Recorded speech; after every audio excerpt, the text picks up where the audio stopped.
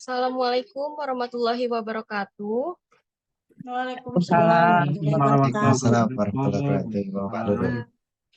Selamat pagi Bapak dan Ibu peserta Zoom Mabar Mari Belajar Arsip episode 10 hari ini. Bagaimana kabarnya Bapak Ibu? Baik, sehat. Baik, Baik, sehat. baik, alhamdulillah baik. Luar biasa. Baik, Mbak Lulu. Alhamdulillah. Baik, jadi setelah minggu lalu kita melakukan mabar secara hybrid ya Bapak Ibu ya. Ada live dari Hotel Grand Melia dan juga di Zoom. Kali ini kita kembali mengikuti mabar di Zoom ya Bapak Ibu ya. Jadi perkenalkan saya Lulu. Mabar kita kali ini bertemakan tentang restorasi arsip. Nah, jadi seperti yang kita ketahui, banyak faktor ya Bapak Ibu yang membuat arsip kita menjadi rusak. Nah,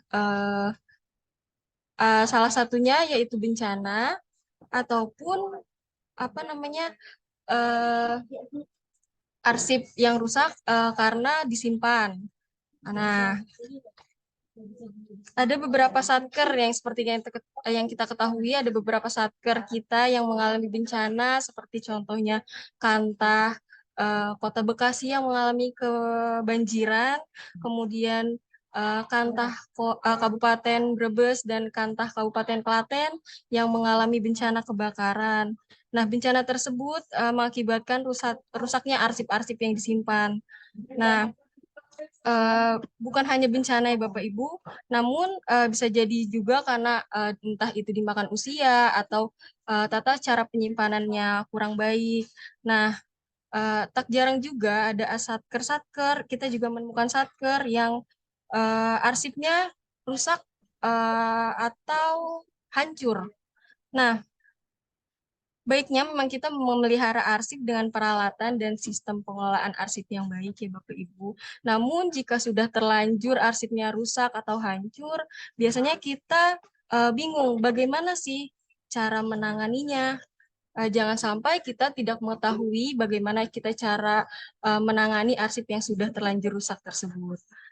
Nah, untuk mungkin Bapak Ibu pasti memiliki banyak pertanyaan. Cara memperbaikinya seperti apa, dan bagaimana prosesnya kalau sudah terlanjur rusak, dan pertanyaan-pertanyaan lainnya.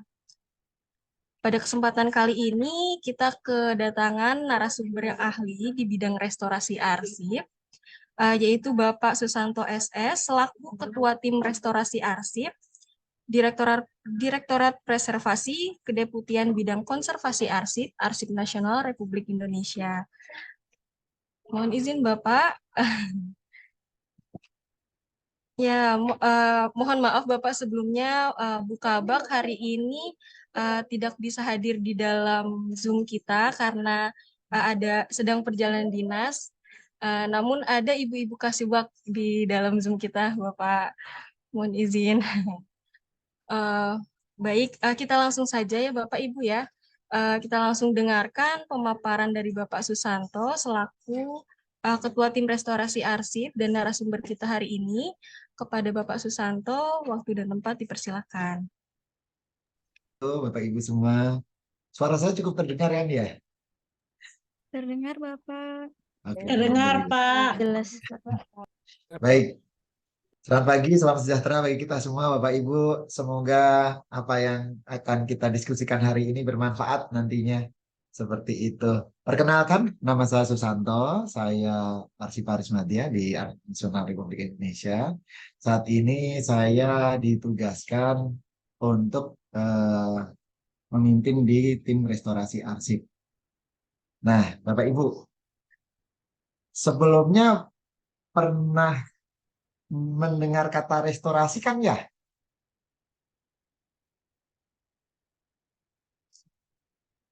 Halo. Pernah Begini Pak, Bapak Ibu. pernah. Pernah Bapak? Begini Pernah, Bapak Pak, Ibu. pernah. Sip, alhamdulillah. Jadi Pernah. gini Bu, hari ini kita akan diskusi mungkin sekitar 1 jam kali ya, 1 jam, 1,5 jam. Nanti kita kita apa ya kondisikan saja. Cuman mohon izin karena nanti siang saya harus ke Istora. Hari ini ada seminar memperingati Hari Anti Korupsi Sedunia, Dia. Jadi saya mohon maaf nantinya kita apabila diskusi kita nanti melebar, minta tolong Bapak Ibu kita hentikan sebelum jam 12 ya, sebelum adzan zuhur paling tidak. Kenapa? Karena saya harus keluar kantor nanti dan apabila masih ada yang belum jelas nanti bisa menghubungi saya di nomor ini. Semuanya bisa ngeliat screen saya ya, ya kan? Ada nomor saya, ada nomor WA-nya itu dan kalau misalnya pertanyaan atau yang mau diskusikan agak lebih panjang bisa berkirim email ke email saya di sini. Begitu Bapak Ibu? Sepakat ya, nggak apa-apa ya. Siap, Bapak, siap. Nah, Pakat, Pak. sebelum kita mulai Bapak Ibu, sebelum kita mulai, minta tolong dong di scan itu di depan Bapak Ibu ada QR code, minta tolong di scan.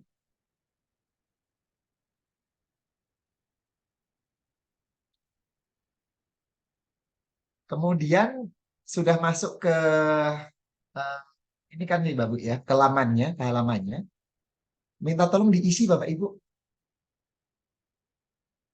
minta tolong diisi, kemudian disubmit.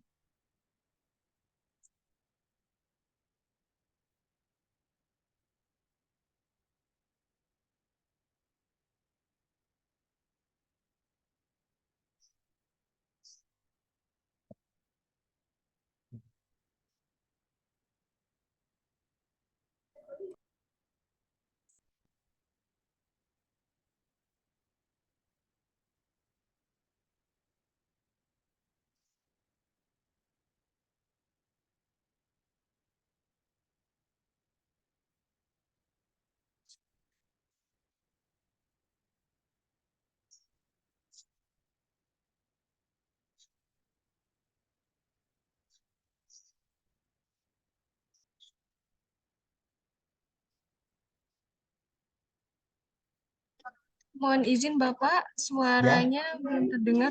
Iya. ya, saya Masih. memang Iya. lagi diam, saya masih nunggu. Oh iya, baik Oke, Bapak. kita tunggu dulu ya. Baru ada masuk 15 respon.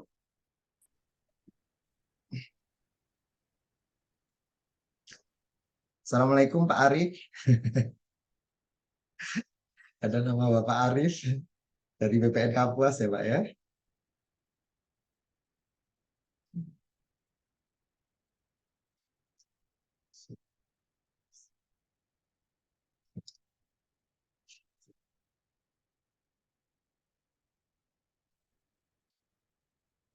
Masya Allah banyak sekali ya ini hari ini yang ikut mabar dan 439 seluruh Indonesia.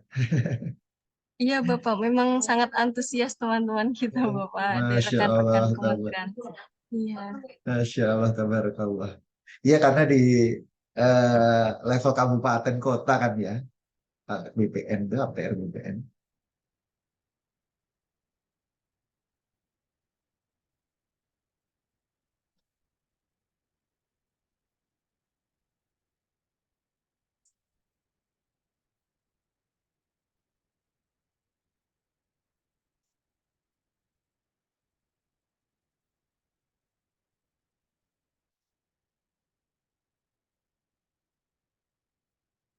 Kita tunggu sampai 10 lebih 10 di jam komputer saya ya.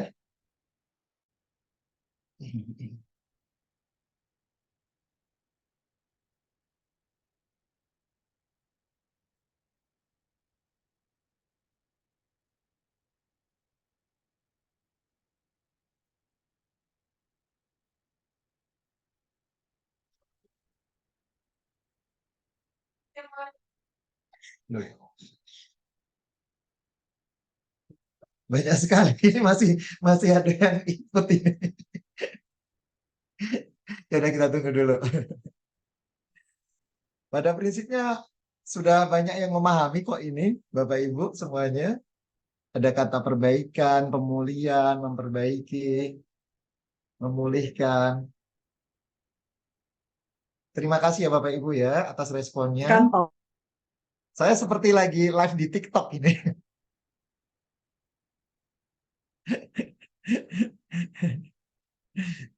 Baik, terima kasih jempolnya juga. Masya Allah, tabarakallah.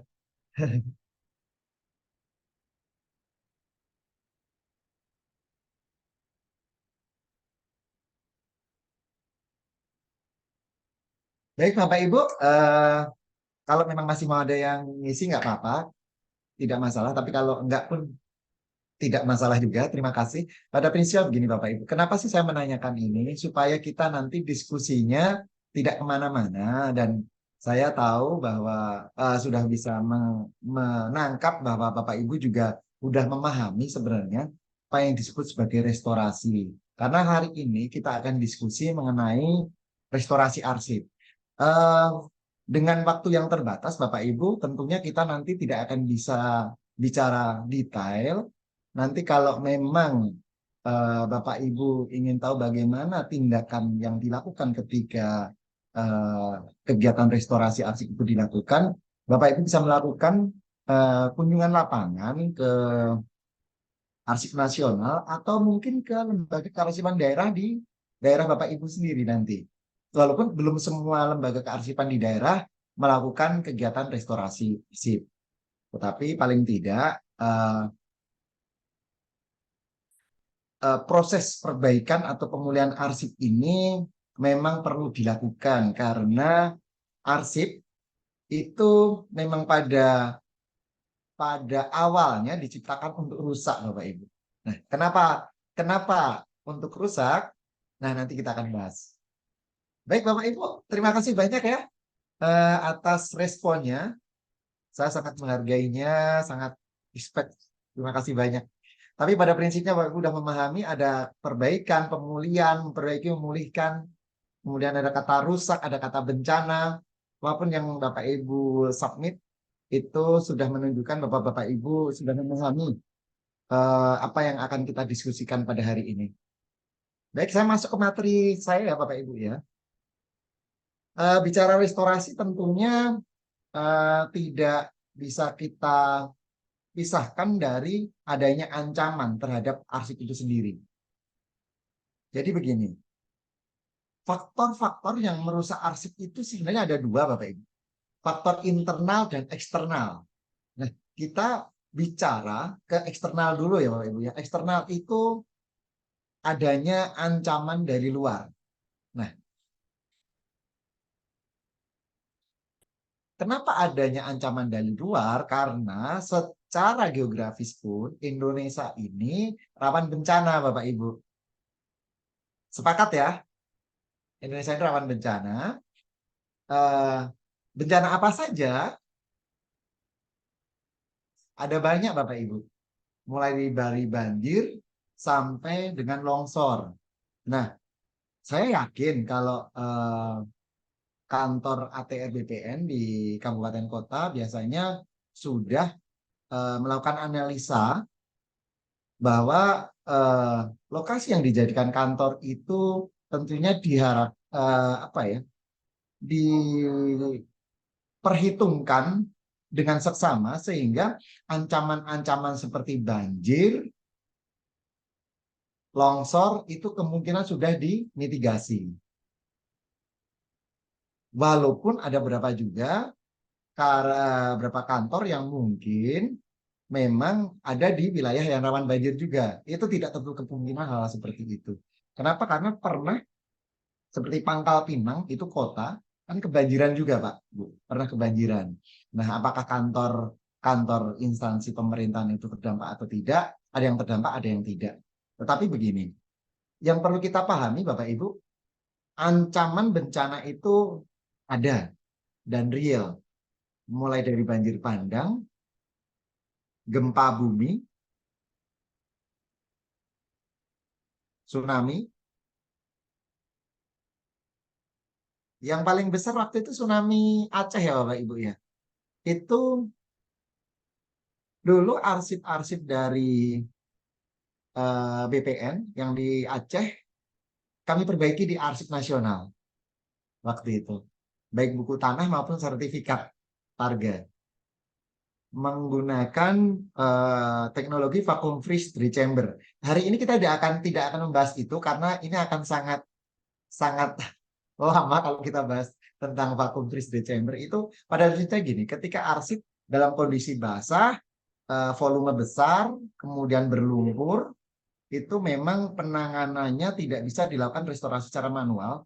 Jadi dia harus dibekukan terlebih dahulu, kemudian dikeringkan, kemudian baru kita tangani secara manual. Ada banyak proses. Dan itu salah satu metode restorasi juga. Hari ini kita tidak akan bahas, kita hanya akan bahas mengenai perlindungan arsip menggunakan metode enkapsulasi dan penyelamatan arsip atau perbaikan arsip menggunakan restorasi secara manual seperti itu. Nanti kita akan bahas Bapak Ibu. Kemudian ada puting beliung, likuifaksi. Bapak Ibu, likuifaksi, tahu nggak likuifaksi Bapak Ibu? Kita sistemnya diskusi aja Bu ya. Jadi tidak usah menunggu saya kasih kesempatan untuk bertanya. Kita diskusi aja. Kalau ada yang mau mengungkapkan pendapat silahkan. Di likuifaksi kalau Bapak Ibu pernah ingat di Palu waktu itu campuran gempa, tsunami dan likuifaksi. Tanahnya bergeser. Itu juga tentunya arsip baik milik perorangan maupun pemerintahan juga terdampak. Kemudian ada kebakaran. Mohon izin Mbak Lulu, saya pakai gambar yang di Brebes kemarin. Iya, Bapak. Jadi BPN itu ini ya, yang paling mengancam biasanya kebakarannya. Ya, yang kalau saya nggak tahu ya, sebelumnya apakah pernah terdampak yang lainnya juga selain tsunami Aceh, tapi kemarin mendengar di Klaten juga terbakar, kemudian Brebes terbakar. Memang ancaman kebakaran ini juga cukup nyata dan mitigasi terhadap potensi bencana kebakaran itu perlu dilakukan oleh teman-teman di ATR BPN tentunya. Kemudian ada erupsi dan juga longsor Bapak Ibu. Nah, semuanya ini ancaman dari luar Bapak Ibu. Masalahnya arsip itu tidak hanya terancam dari faktor eksternal aja atau faktor dari luar arsipnya, tetapi juga dari faktor internalnya. Hari ini kita sepakati di depan, saya sudah sampaikan bahwa kita fokus pada restorasi arsip tekstual media kertas ya Bapak Ibu ya. Media kertas. Nah,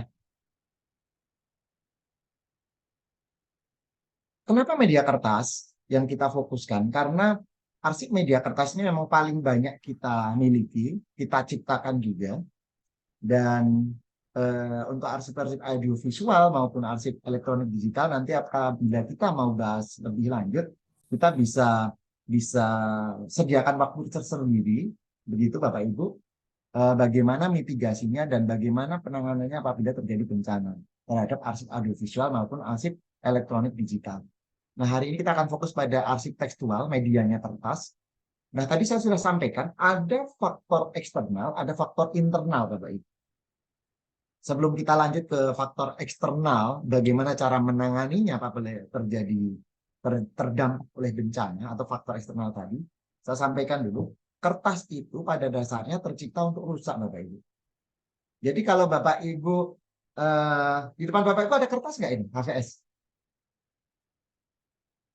Kalau ada kertas HVS, Bapak Ibu, seperti ini bisa Bapak Ibu kulum, rasanya manis Bapak Ibu.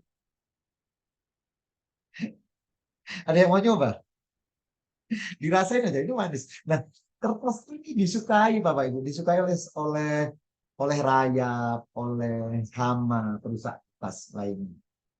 Selain disukai oleh hama, kertas ini memang pH-nya asam, sehingga rawan untuk menjadi rusak dengan sendirinya. Itulah nanti kenapa muncul ilmu mengenai paper conservation.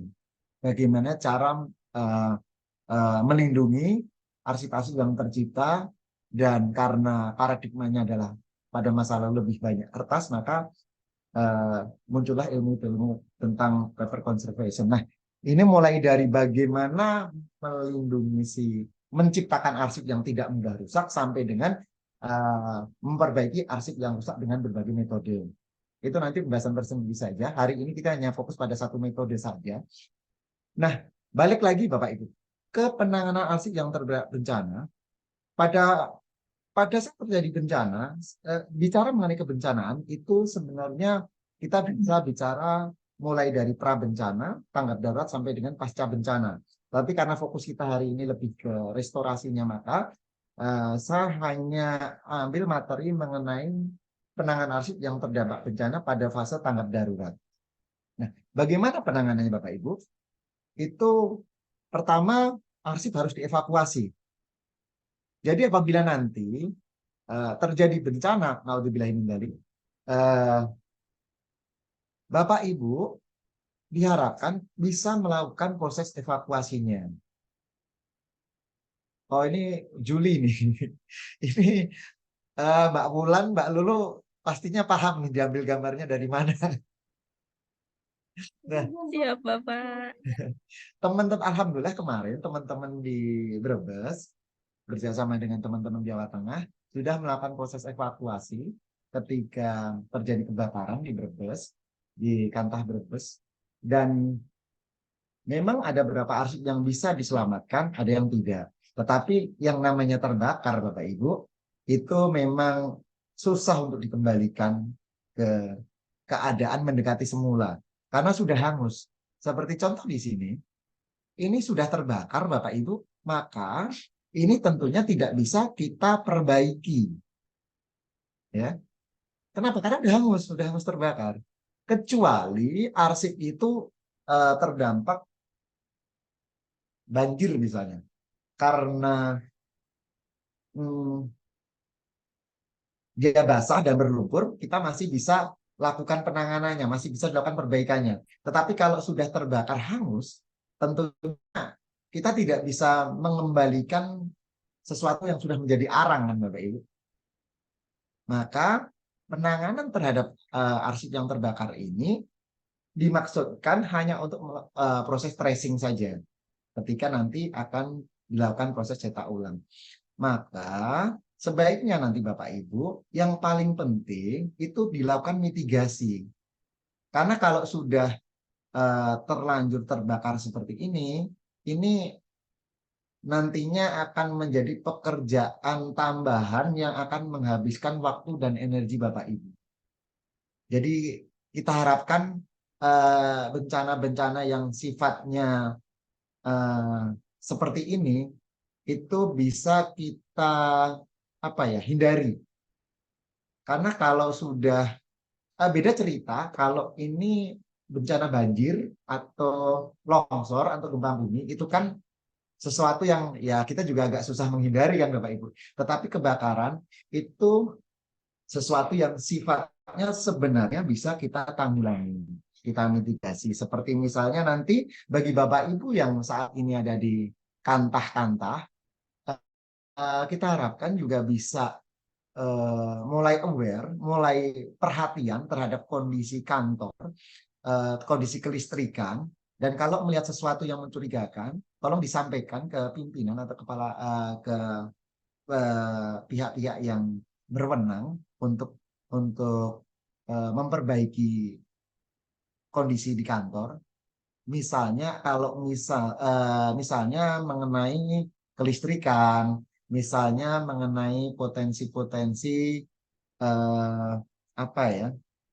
korsleting kelistrikan juga, terus misalnya di sekitar situ dekat dengan pasar yang rawan terbakar misalnya, kan ada ya pasar itu kan sering juga kebakar, ada baiknya itu juga dilakukan mitigasi sehingga potensi-potensi kebakaran itu bisa dihindarkan. Kalaupun memang kantor tidak bisa pindah atau kelistrikan juga sudah maksimal, ada baiknya juga dilakukan proses renovasi penyimpanan arsip-arsip vitalnya itu menggunakan ruangan yang tahan api, Bapak Ibu. Nanti minta tolong diusulkan aja atau disampaikan kepada pimpinan. Eh, Mohon maaf sebelumnya saya tidak di-endorse oleh sesuatu ya ini ya, tetapi tapi ini harus saya sampaikan juga karena saat ini kan kita paradigmanya lemari tahan api, ya kan? Lemari tahan api, kemudian apa ya? Ya, box tahan api, tetapi kadang belum dipikirkan ruangan yang tahan api, Bapak Ibu. Nah, ini bisa jadi solusi nantinya kalau di kantor pertanahan di seluruh Saya kalau Indonesia dapat dari ini. kelas itu jadi ya pakai wartawan tuman. Oh, kirain tanya. Itu kalau juga bisa membangun ruangan yang tahan api. Kenapa? Karena untuk lemari tahan api sendiri, saya juga kurang tahu seefektif apa. Karena kadang yang namanya berkas itu belum tentu ada di lemari tahan api tersebut. Kadang berkas-berkas kita ada di ruangan yang satu ruangan dengan lemari tahan apinya, yang di dalam lemari tahan api sih aman, tetapi yang ada di luar lemari tersebut terbakar. Nah, hal-hal seperti ini yang perlu kita mitigasi dan kalau bisa kita hindari. Baik, kita kembali lagi ke prosesnya. Jika terjadi bencana, kita pakai paradigma bencana banjir atau longsor dulu ya Bapak Ibu ya. Karena nanti ada pembersihan dan restorasi. Kalau untuk yang sudah terbakar, ya penanganannya hanya kita bersihkan, kemudian menjadi dasar untuk melakukan proses pencetakan ulang. Contoh ini buku tanah seperti itu. Nah, evakuasi ini, arsip yang terdampak itu harus dipindahkan ke tempat yang kering dan aman. Dan lakukan secara hati-hati, tidak dengan tergesa-gesa. Kenapa? Karena biasanya arsip yang basah itu sangat mudah sobek seperti itu. Sebenarnya ketika terjadi bencana kebakaran dan masih sempat dipadamkan apinya dan belum banyak yang terbakar, itu logikanya juga si arsip ini juga basah Bapak Ibu. Biasanya karena kesemprot air oleh pemadam. Nah, ini juga perlu dilakukan secara hati-hati ketika melakukan proses evakuasinya. Kemudian selanjutnya dilakukan pembersihan Bapak Ibu. Pembersihan arsip dari kotoran, entah debu, entah arang, atau lumpur dengan air bersih yang mengalir. Tapi tidak disemprot kayak kita nyuci mobil ya Bapak Ibu ya. Ya hanya dilap-lap aja sama ya dituang air dengan air yang mengalir seperti ini. Kemudian setelah dievakuasi kemudian dibersihkan, maka dilakukan proses sterilisasi Bapak Ibu atau sanitasi. Kenapa? Untuk menghambat pertumbuhan jamur dan bakteri. Tidak membunuh Bapak Ibu, tetapi menghambat paling tidak. Dengan alkohol 70%. Itu bisa direndam, bisa disemprot. Tergantung apakah arsipnya itu rawan luntur atau tidak ya Bapak Ibu ya. Kemudian setelah dilakukan sterilisasi, dilakukan penguraian arsip. Kenapa? Karena biasanya arsip yang basah itu akan lengket Bapak Ibu. Akan lengket.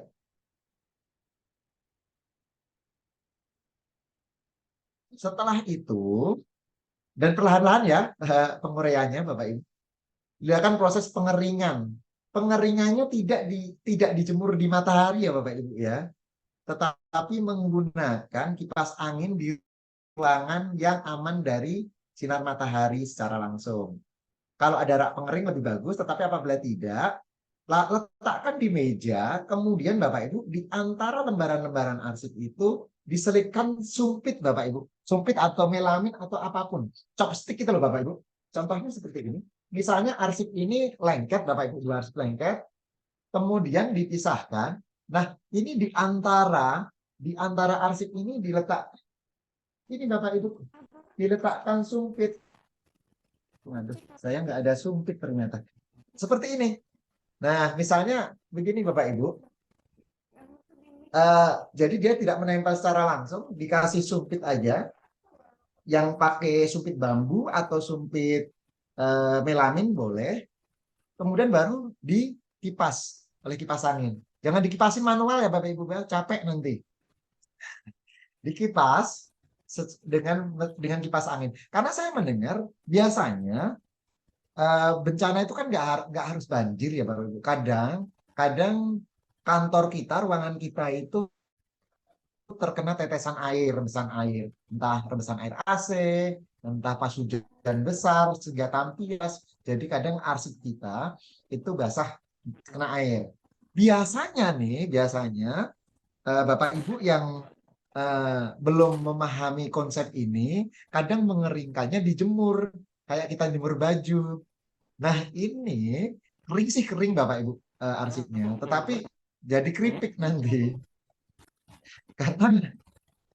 Karena sifat kertas itu begini Bu, dia itu terdiri dari selulosa, serat kertas, serat kayu atau serat kapas ya, itu kemudian dicampur air.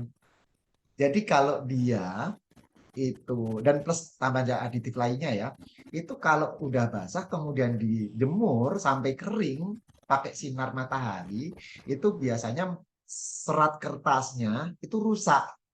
Itu yang membuat kenapa kertas yang dijemur di bawah sinar matahari secara langsung itu biasanya terus kaku Bapak Ibu. Pernah jemur nggak? Pernah jemur kertas di bawah sinar matahari nggak Bu? Halo? Nah itu kan pasti kayak keripik ya kalau kering itu ya. Iya, Iya. Pak. Iya, Pak.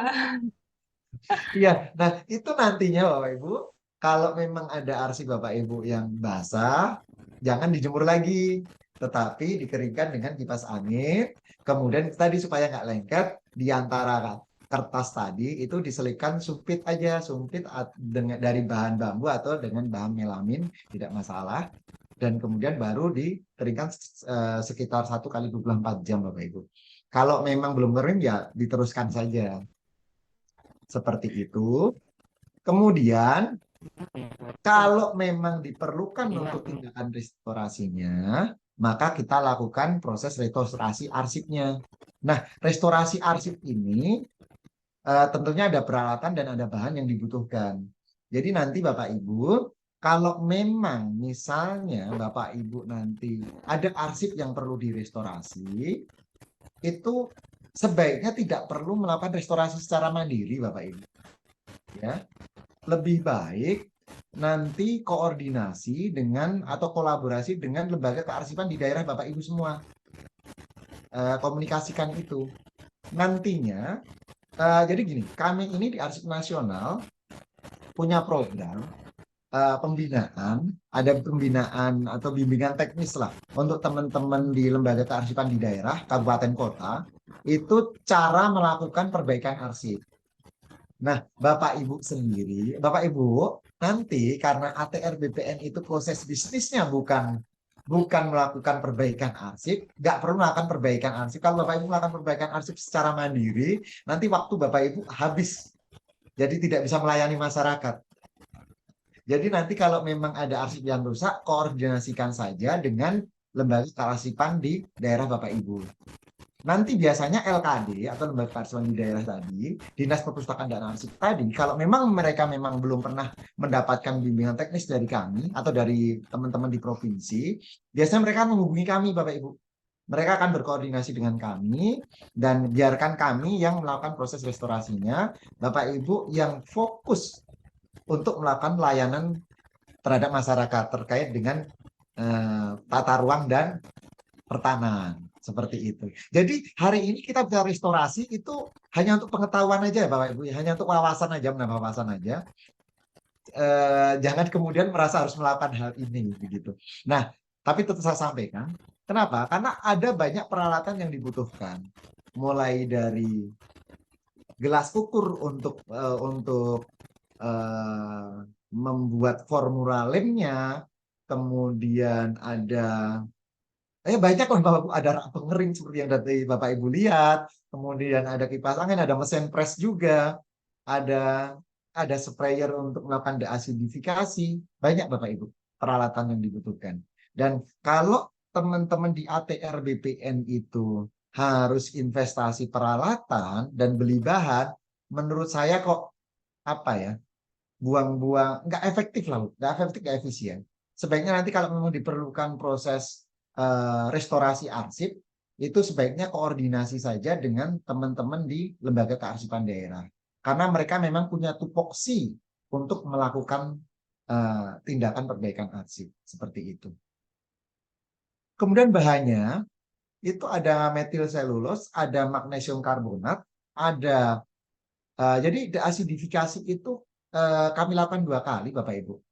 Pertama, kami menyemprot dengan larutan magnesium karbonat atau MgCO3 untuk untuk melakukan deasidifikasi level 1-nya. Nah, biasanya kami lakukan ini untuk arsip-arsip yang memang nantinya memang kebutuhannya tidak terlalu tidak harus jangka sangat panjang gitu loh. Kenapa ada deasidifikasi level 1 dan level 2? Jadi gini, deasidifikasi level 1 ini targetnya adalah membuat pH kertas itu mendekati netral. Jadi tidak sampai ke pH 7 atau 8, tetapi mendekati netral, misalnya pH 5,5 atau 6 seperti itu. Sedangkan deasidifikasi level 2 itu kami menggunakan merek namanya Bookkeeper. Itu memang kami mentargetkan arsip tersebut harus memiliki pH sekitar 7 sampai 8 seperti itu. Nah, biasanya deasidifikasi level 2 ini kami lakukan terhadap arsip-arsip yang sifatnya permanen atau statis dan memang memiliki nilai guna kesejarah yang cukup tinggi. Kemudian ada selotip bebas asam, itu ketika Bapak Ibu, misalnya nih Bapak Ibu, kertas sobek seperti ini Bapak Ibu. Misalnya arsip sobek. Nah, ini tidak harus dilakukan restorasi menggunakan coastal paper atau Japanese tissue paper, tetapi bisa juga kita hanya melakukan, kita satukan dengan selotip bebas asam. Nah, selotip bebas asam ini sebenarnya banyak di pasaran, di Amazon, di eBay, di mana-mana banyak. Salah satu merek yang kami pakai itu namanya Filmoplast. Filmoplast itu tipenya macam-macam, nanti disesuaikan dengan kebutuhan Bapak Ibu aja.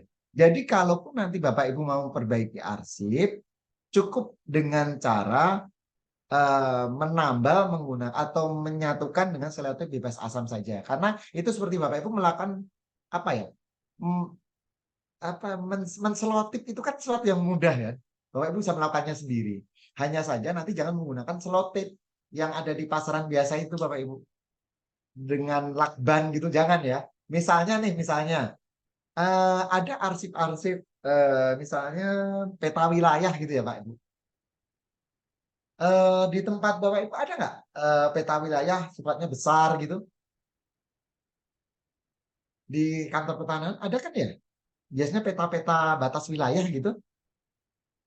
Besar. Nah, itu kadang karena dilipat, itu biasanya ini sobek.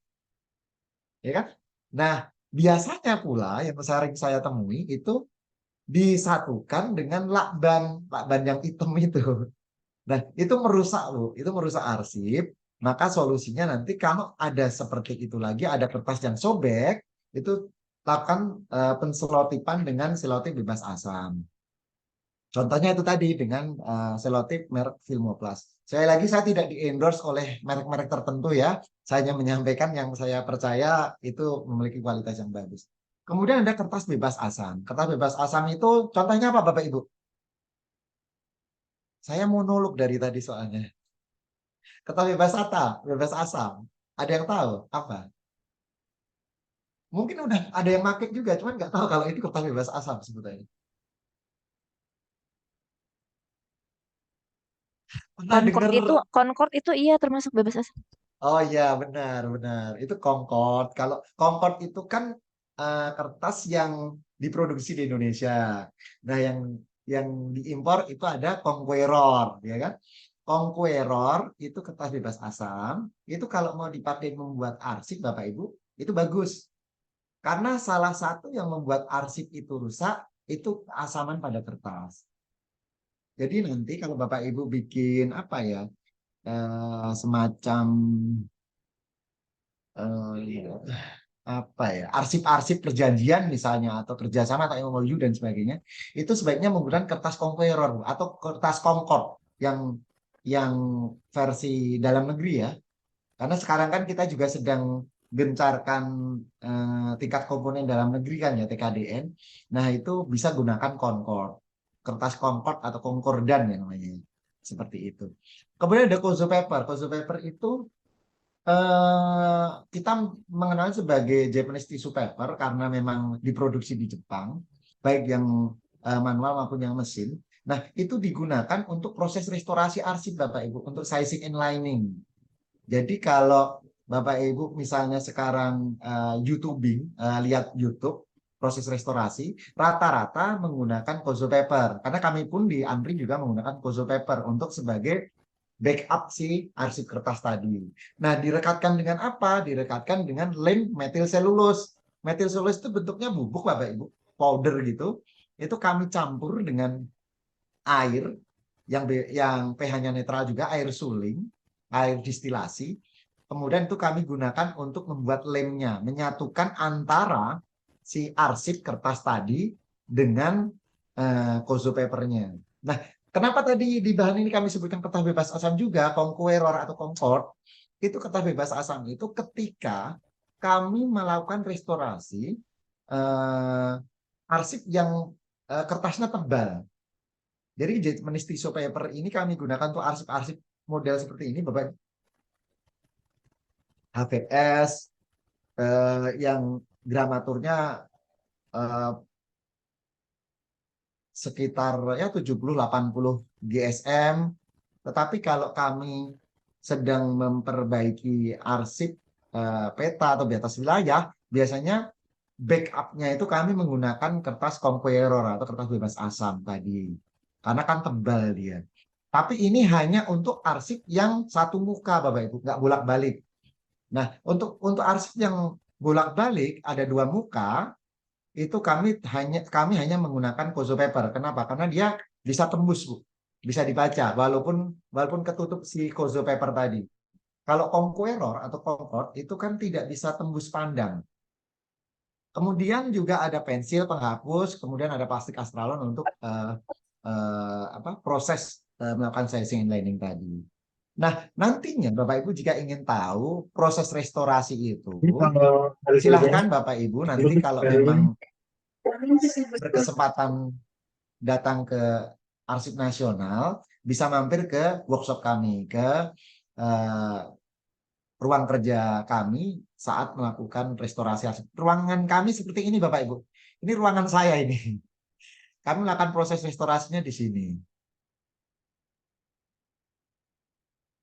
Bapak Ibu bisa melakukan visitasi ke situ kalau satu saat nanti memang ingin melihat bagaimana proses restorasinya. Atau kalau tidak begini nanti Mbak Lulu atau Mbak Wulan, silahkan ke Andri, nanti direkam aja, boleh rekam proses restorasi. Nanti didistribusikan ke teman-teman di grup seperti itu. Siap, Bapak. Terima kasih banyak. Nah, baik, sekarang saya masuk ke ini Bapak Ibu.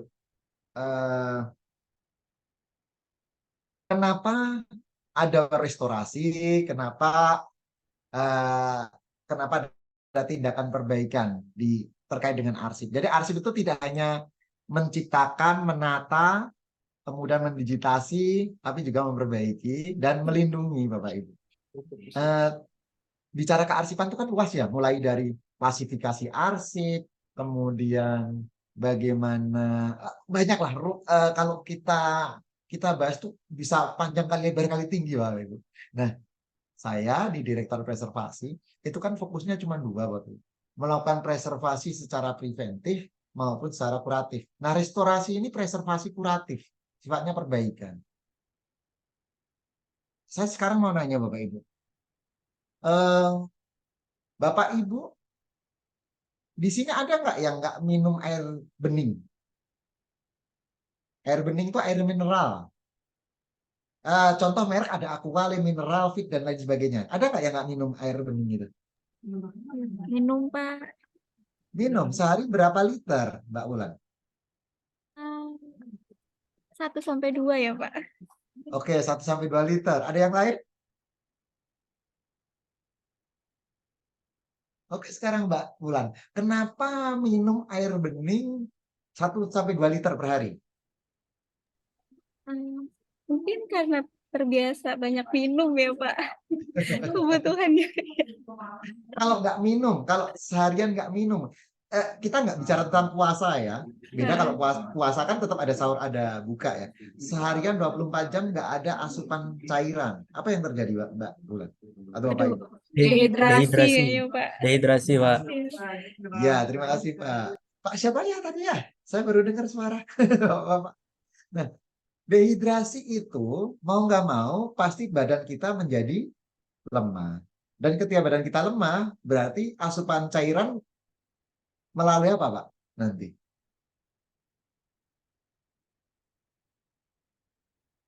Ada yang mau ngasih pendapat?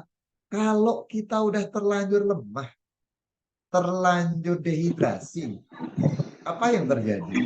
Dan bagaimana kita Infus. mempertahankan hidup kita? Infus. Infus. Benar, Bapak Ibu. Sekarang saya nanya, minum air sehari 1-2 liter dengan minum infus satu apa itu ya? 1 botol, itu lebih mahalan mana? Infus, Pak. Infus. Yes, Bu. Benar, Ibu. Mahal infus, Pak. Iya, lebih mahalan infus kan. Jadi itulah kenapa tadi di depan saya sampaikan, Bapak Ibu fokus untuk preservasi preventif aja nantinya. Mitigasi Bapak Ibu, mitigasi. Jangan sampai terjadi kebakaran. Jangan sampai apabila ada banjir, kena banjir, jangan sampai arsip yang Bapak Ibu simpan terdampak. Itu sifatnya preventif, pencegahan Bapak Ibu. Kenapa? Karena kalau sudah masuk ke kuratif, contohnya restorasi tadi, itu biayanya lebih mahal. Klik ya maksud saya ya. Nyambung ya. Nah, di arsip itu Ya, seperti itu Bapak Ibu. Di kearsipan seperti itu. Contoh gampangnya gini nih Bapak Ibu.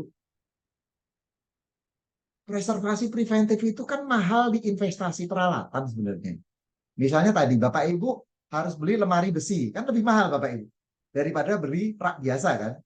Tetapi kalau sudah terbakar, maka Bapak Ibu jatuhnya jadi lebih mahal nanti. Kenapa? Karena harus cetak ulang, harus mencari tahu apa arsip-arsip ini nyambungnya kemana. Misalnya contoh kemarin deh di ketika Kantah Brebes terbakar, untuk mencetak ulang buku tanah itu kan tidak semudah teori ya Bapak Ibu ya. Kenapa begini?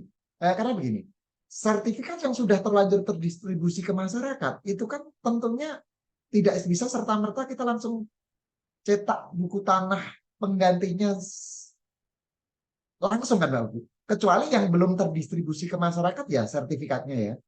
Kalau sertifikat yang yang belum terdistribusi ke masyarakat, buku tanahnya juga buku tanahnya terdampak, sertifikatnya masih disimpan oleh Kantah, itu tentunya proses cetak ulangnya lebih mudah. Tapi kalau sertifikatnya sudah terdistribusi ke masyarakat, maka kan harus dilakukan proses check and recheck lagi tuh. Nah, ini kan boros di waktu, boros di ya nggak efektif lah, nggak efektif, nggak efisien. Tapi harus dilakukan gitu loh. Makanya preservasi kuratif ini cukup mahal, biayanya cukup mahal menurut saya. Baik dari segi waktu maupun finance ya, maupun finansial ya. Fokus saya pada hari ini, saya harapkan Bapak Ibu membantu teman-teman ATR Pusat untuk melakukan mitigasi Bapak Ibu. Mitigasi, jangan sampai potensi kebakaran itu terjadi di kantor Bapak Ibu. Sepakat ya? Kenapa? Karena kalau udah terjadi bencana, waduh, yang repot nggak cuma Bapak Ibu. Pusat juga harus datang ke daerah, kadang pusat juga harus bersama kami ke sana juga. Jadi apa ya? Akan ada banyak biaya yang dikeluarkan dan itu sayang Bapak Ibu, sangat sayang sekali. Nah, karena sekali lagi mabar ini sifatnya atau karakternya adalah kita makan sedikit-sedikit ya Bapak Ibu ya. Kita piece by piece. Preventif, preservasi preventif secara keseluruhan tidak akan saya bahas. Itu ada di materi preservasi. Bapak Ibu kalau mau tahu lebih jauh mengenai preservasi preventif, mulai dari pengaturan suhu dan kelembapan sampai dengan pengendalian hama terpadu, itu nanti materinya ada materi preservasi. Dan itu nggak akan cukup kita Bapak Ibu diskusi cuma 1 jam 2 jam. Kalau memang nanti kita butuh diskusi mengenai hal itu sampai dengan pengendalian hama terpadunya, sampai dengan fumigasinya, itu mungkin kita harus menyediakan waktu lebih panjang lagi seperti itu, Mbak Wulan, Mbak Lulu. Nah, saat ini kita fokus ke preservasi preventif dengan metode enkapsulasi saja. Kenapa enkapsulasi? Bapak Ibu, saya mau nanya, sebelumnya sudah pernah mendengar kata enkapsulasi atau belum? Kalau laminating, pernah dengar atau belum? Sudah Pak. Pernah. Laminating Dua-duanya nggak tahu sudah, ya Pak. laminating. Oh, sudah, Oh, sudah. Dona sudah. Oke, alhamdulillah. Kalau laminating, masih ada yang menggunakan nggak di antara Bapak Ibu semua? Masih Pak, masih. Sih, Pak. Masih ya? Biasanya untuk apa, Mbak? Laminating tuh? Untuk ijazah Pak. Ijazah. Ijazahnya Mbak Lulu di laminating ya? Iya, dulu dilaminating, Pak. Sebelum tahu. Laminatingnya, Iya, laminatingnya yang kaku atau yang itu, yang apa? Yang lemes? yang kaku, Pak. Oh, yang kaku ya. Iya, Sebenarnya ijazah gini. SD. Jadi gini, laminating itu sebenarnya preservasi preventif, Bapak Ibu. Sebenarnya preservasi preventif. Hanya saja kadang karena kita biasanya di tukang fotokopi kan ya, di fotokopian kan. Nah, tukang-tukang di fotokopian itu melaminating tanpa ilmu biasanya.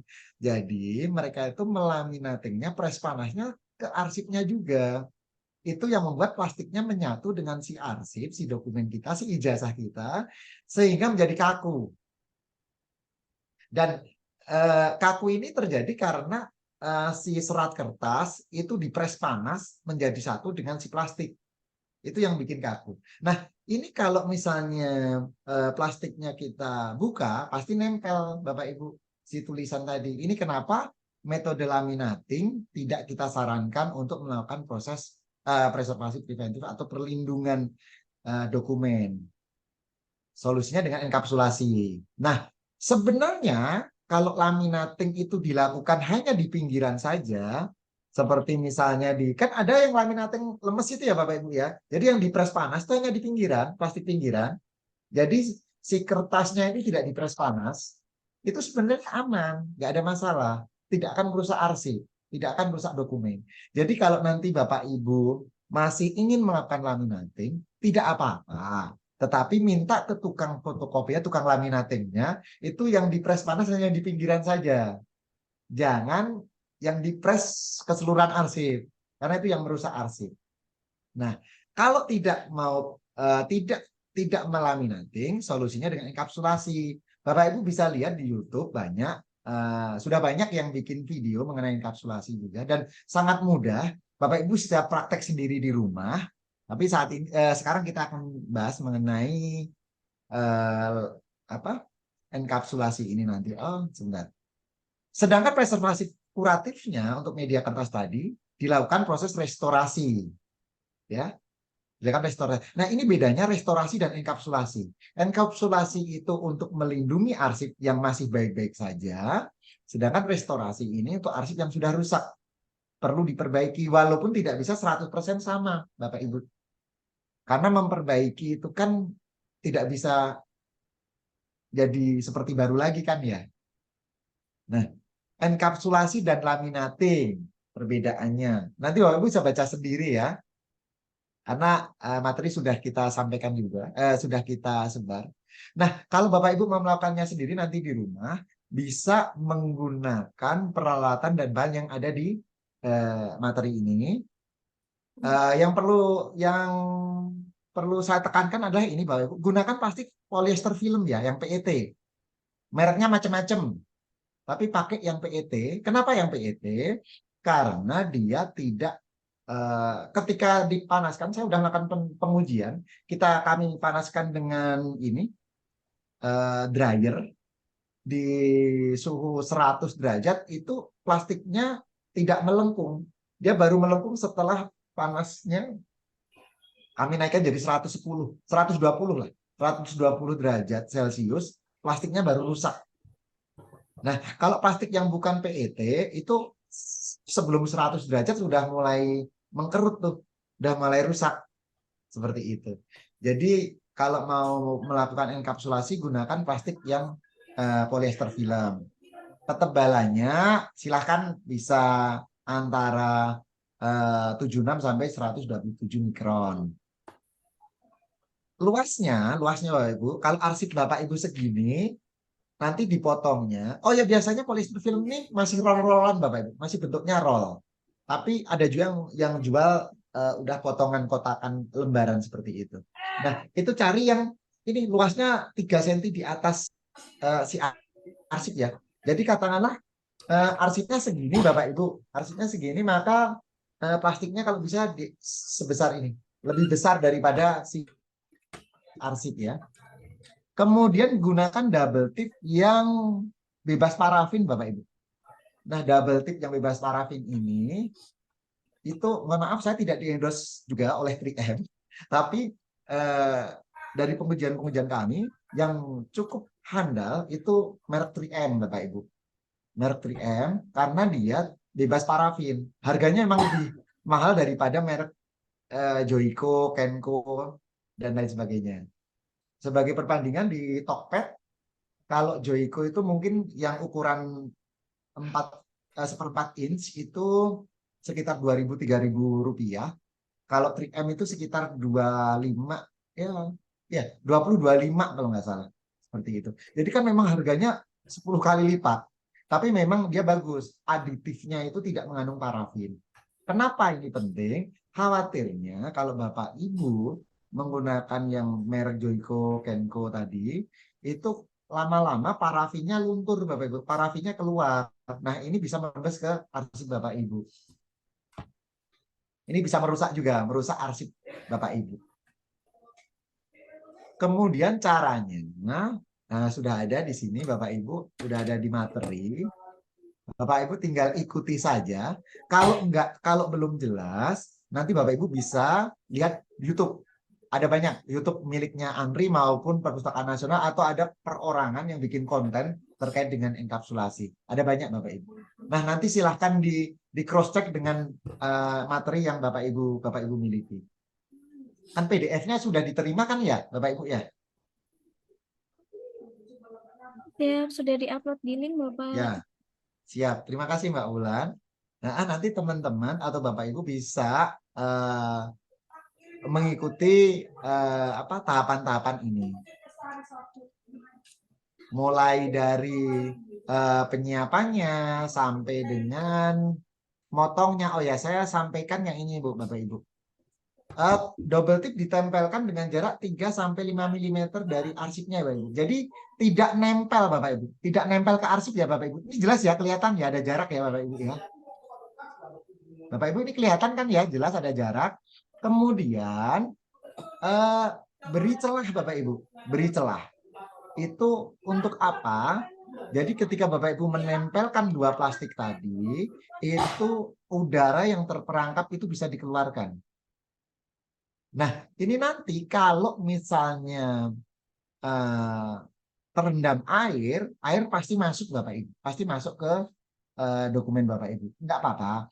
Nanti kalau memang terendam ada air masuk ke arsip Bapak Ibu, itu kan sebenarnya enggak, tapi kan enggak basah secara langsung karena udah tertutup oleh plastik.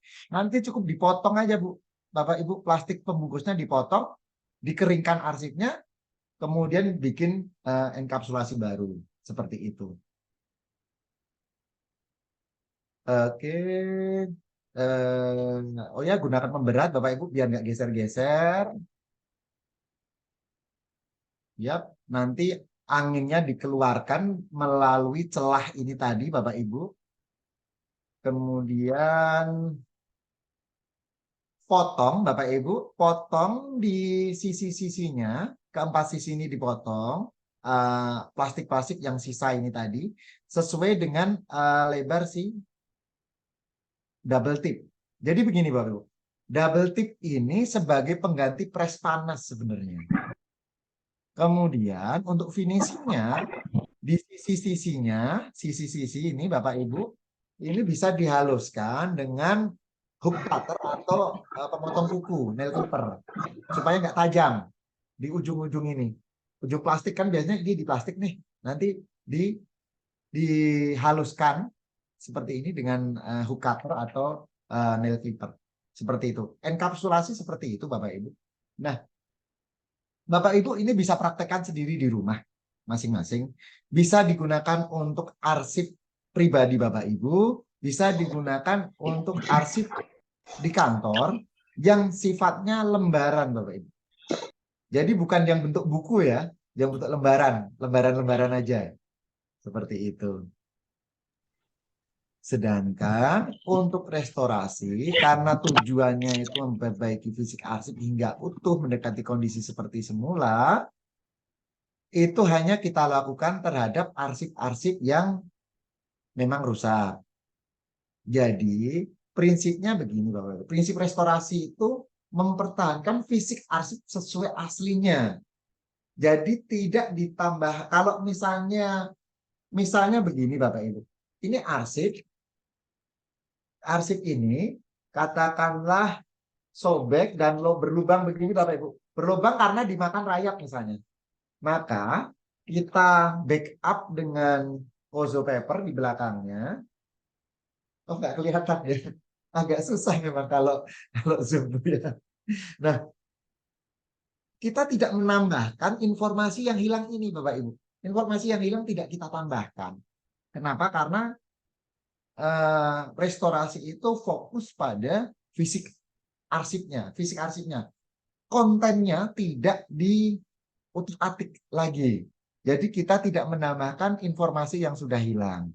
Kemudian menggunakan bahan-bahan yang berkualitas dan aman bagi arsip. Seperti tadi Bapak Ibu, kalau Bapak Ibu mau menyatukan kertas atau arsip yang sobek, gunakan dengan selotip bebas asam. Karena itu aman bagi arsip. Kemudian kalau mau melakukan restorasi arsip, gunakan Kozo paper yang memang berkualitas. Dan lem metil selulose yang berkualitas juga. Seperti itu. Tapi sekali lagi untuk restorasi, sebaiknya teman-teman ATR, BPN tidak perlu melakukannya. Kalau memang ada arsip yang rusak dan butuh penanganan lebih lanjut, itu silakan koordinasi dengan teman-teman di lembaga kearsipan di daerah. Dinas Perpustakaan dan Arsip di daerah Bapak Ibu. Kalau hanya menyambung menggunakan selotip, gunakan selotip bebas asam, itu Bapak Ibu bisa melakukannya sendiri. Kalau mengenkapsulasi, Bapak Ibu juga bisa melakukannya sendiri. Tapi kalau melakukan restorasi dengan Kozo paper, sebaiknya diserahkan ke teman-teman yang bergerak di bidang kearsipan. Atau teman-teman di Dinas Arsip dan Perpustakaan. Kemudian, ada prinsip yang harus dipahami, ketika melakukan restorasi itu harus bisa dikembalikan ke keadaan semula atau reversible. Maksudnya begini Bapak Ibu. Kalau memang nanti diperlukan pengujian terhadap keaslian arsip tersebut, maka Kozo papernya itu harus bisa dilepas. Karena untuk dilakukan pengujian. Seperti itu. Nah, tahapan dalam restorasi itu kami, tim saya, itu melakukan, pertama kalau ada arsip rusak Bapak Ibu, itu tim saya akan melakukan pendokumentasian sebelum restorasi. Kemudian melakukan pembersihannya, kemudian melakukan refolio atau penomoran, karena arsip itu kan biasanya banyak Bu, Bapak Ibu bertumpuk gitu ya. Nah, supaya urutannya tidak acak-acakan, maka kami lakukan proses refolio. Kemudian ada pengecekan pH-nya dengan pH meter sebelum dilakukan restorasi. Setelah itu baru melakukan sizing and lining-nya dengan Kozo paper dan metil selulose. Kemudian lakukan proses deasidifikasi dengan lakukan pitat, biasanya seperti itu. Merek yang kami pakai Bukiper, Bapak Ibu. Kemudian kami lakukan pengeringan dengan kipas angin dan rak pengering selama 1 kali 24 jam. Dan setelah itu lakukan pengepresan dengan mesin pres hidrolik, itu juga 1 kali 24 jam, Bapak Ibu. Kalau dalam waktu 1 kali 24 jam itu nggak kering-kering, kami tambah waktunya, jadi 2 kali 24 jam. Nah, bisa dibayangkan kalau Bapak Ibu di ATR BPN melakukan proses restorasi ini, habis waktunya Bapak Ibu. Habis waktu buat melakukan perbaikan arsip. Kemudian setelah dilakukan pemotongan, kemudian dilakukan pengecekan pH Bapak Ibu. Jadi pH setelah direstorasi itu pH-nya berapa kami ukur juga dengan pH meter. Setelah itu dilakukan proses manuver fisik arsipnya sesuai urutan arsip. Setelah itu kami lakukan pendokumentasian, kemudian lakukan berita acara dan laporan restorasi arsipnya. Seperti itu Bapak Ibu. Jadi contoh kegiatannya Bapak Ibu. Jadi begini, sekali lagi, fokus Bapak Ibu sebaiknya pada mitigasi bencananya ya Bapak Ibu ya. Jangan sampai arsip Bapak Ibu rusak. Ya, jangan sampai arsip Bapak Ibu rusak, maka yang perlu dilakukan adalah kalau tidak terjadi bencana, itu pengaturan suhu, pengaturan kelembaban, kemudian juga dalam menangani arsip gunakan selalu sarung tangan Bapak Ibu yang dari latex itulah. Kenapa? Karena keringat kita ketika kita megang arsip itu akan mempengaruhi si arsip, akan merusak kertas juga. Seperti itu. Baik Bapak Ibu, materi saya hari ini udah cukup segini. Nanti kalau memang ada yang perlu didiskusikan, silahkan kirim ke nomor WA saya atau kirim ke email saya terkait dengan hal-hal yang ingin didiskusikan. Begini Bapak Ibu, sampai di sini ada yang mau didiskusikan atau tidak? Atau mungkin ada pertanyaan-pertanyaan yang misalnya ada arsip yang Bapak Ibu simpan itu mengalami apa seperti itu, digigit tikus kah atau ada yang kena rayap atau seperti apa? Silakan Bapak Ibu. Kalau memang ada yang mau Izin Bapak didiskusikan. bertanya. Silakan Bapak, dari mana? Izin Pak, saya Rudianto dari kantor pertanahan Kabupaten Sopeng Pak. Dari Sopeng, Pak. Siap. Iya, Siap Sopeng. Pak Anton. Siap Pak. Oke. Gimana Pak? Begini Pak, terkait dengan warka, ini kan ada beberapa warka yang mungkin saya ingin tanyakan terkait dengan apakah warka ini bisa direstorasi atau bagaimana dengan warka yang contoh misalnya Pak, tidak bisa lagi dibaca tulisannya, ada yang kemudian sudah luntur tulisannya, dan memang ada juga yang sudah hampir rusak secara fisik lah. Apakah warka ini bisa direstorasi atau bagaimana Bapak? Atau ada tindakan-tindakannya untuk yang bisa kami lakukan? Terima Jadi kasih Pak. begini Pak Anton. Ya, terima kasih Pak Anton atas pertanyaannya. Jadi begini, prinsip restorasi itu kan hanya bermain di wilayah fisik Bapak Ibu. Kalau misalnya tulisannya sudah luntur ya tidak bisa kita kembalikan menjadi tidak luntur. Kalau informasinya sudah hilang, tentunya kita tidak bisa memunculkan lagi informasinya. Jadi yang bisa diperbaiki, jadi proses perbaikan itu sebenarnya untuk apa sih Pak? Supaya arsip itu bisa digunakan kembali, itu aja. Jadi gini, kalau misalnya arsipnya itu rapuh, tetapi informasinya masih ada, masih jelas, itu memang sebaiknya direstorasi. Direstorasi menggunakan Kozo Paper tadi. Supaya apa? Supaya ketika arsip tersebut itu mau digunakan, kondisinya kuat. Tidak rapuh, tidak cepat, tidak mudah sobek, tidak mudah patah. Seperti itu Pak Anton. Nah, terkait dengan tadi, apakah yang sudah hilang tulisannya, udah luntur, kemudian ya tulisannya nggak kebaca, itu mohon maaf, tidak bisa direstorasi Bapak Ibu. Bisa direstorasi fisiknya, tapi tidak akan membantu banyak karena tetap saja informasinya tidak akan bisa diakses.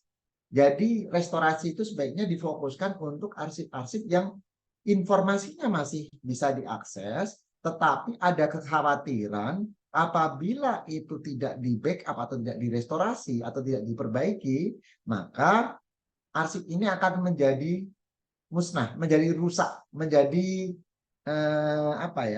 menjadi tidak bisa diambil lagi, dipegang lagi seperti itu loh Pak.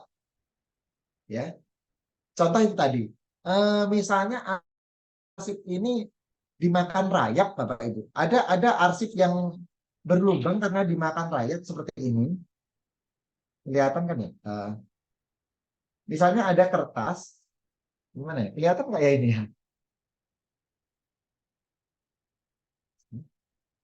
Nah, kelihatan lubangnya kan ya Bapak Ibu ya ini ya.